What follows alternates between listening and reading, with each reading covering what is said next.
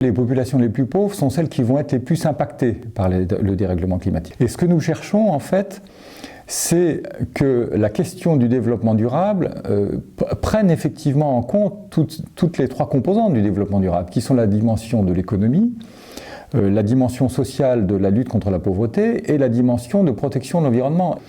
Alors on le dit beaucoup dans les discours, mais on se rend compte que c'est beaucoup plus difficile à faire sur le terrain. La troisième proposition concerne les financements, et l'idée est qu'il faut viser que les financements touchent les populations les plus pauvres pour instaurer la justice climatique. Alors pourquoi cette proposition ? Lorsqu'on analyse les programmes de développement depuis assez longtemps, on se rend compte qu'il est souvent très difficile que les financements arrivent jusqu'aux populations les plus pauvres.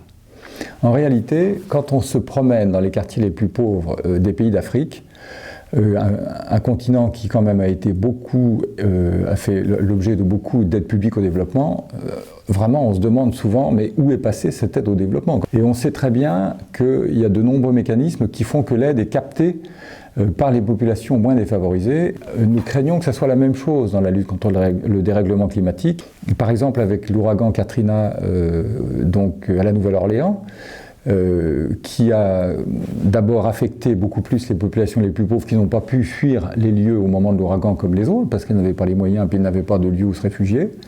Et puis on s'aperçoit que dans la reconstruction, ces populations sont largement évincées, parce qu'on n'a pas envie en fait de faire en sorte que ces populations puissent être logées sur place. Et on peut dire exactement la même chose après le tremblement de terre qui a été une grande catastrophe pour Haïti, où on se rend compte que finalement la reconstruction, non seulement n'a pas profité beaucoup aux plus pauvres, mais elle n'a pas profité beaucoup au pays. En réalité, l'effort de reconstruction a été conduit par les organisations internationales et par les ONG internationales en essayant de contourner les populations locales dont on pensait que les élites étaient trop corrompues, et finalement c'était quand même un très grand échec. Et aujourd'hui, Haïti doit se reconstruire avec ses propres forces et sans compter sur la communauté internationale. Alors, un des problèmes des institutions de développement et des institutions publiques en général est que dans leurs actions et dans leur financement, elles visent la population moyenne.